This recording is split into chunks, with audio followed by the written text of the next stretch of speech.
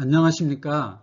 지난 영상에서 비타민C가 암세포만 선택적으로 죽이고 정상세포는 건강하게 해주는 좋은 치료제라고 말씀드렸는데요.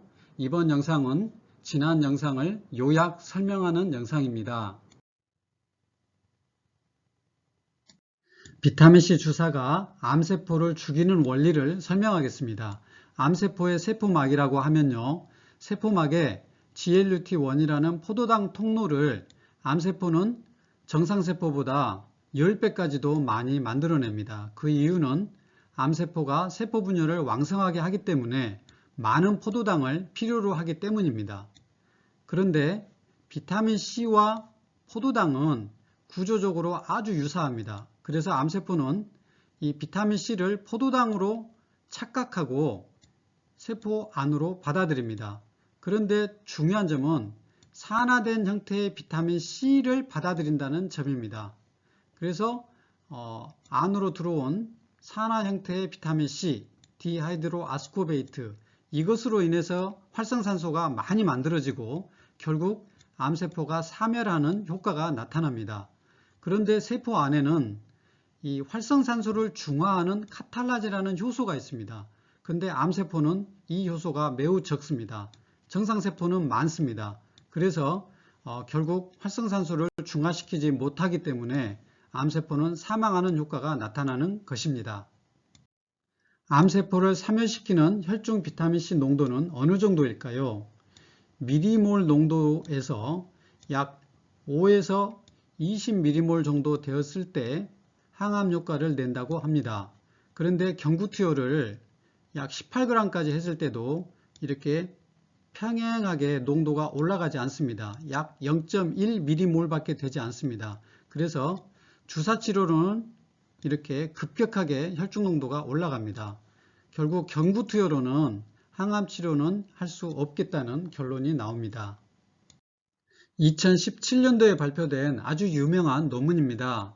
폐암세포와 뇌암세포를 실험실에서 배양하고 항암 방사선 비타민C 치료를 해서 그 효과를 비교한 논문입니다.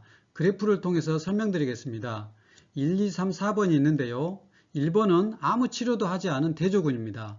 네 가지 모두 이렇게 동일선상에서 출발하는데요. 2번은 비타민C를 투여한 군에서는 이 정도의 암세포가 사멸되었습니다.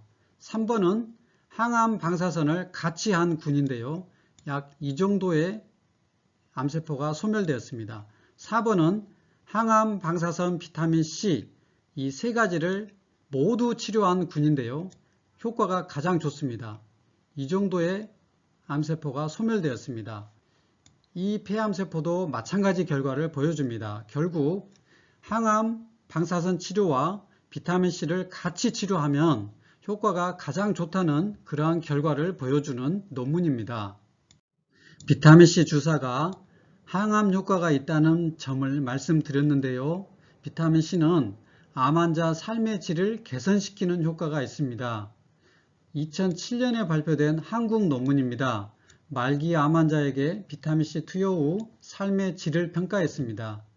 말기 암 환자이기 때문에 다른 치료는 하지 못하고 비타민C 10g 일주일에 2번 그리고 하루 4g 경구 비타민C를 투여했습니다.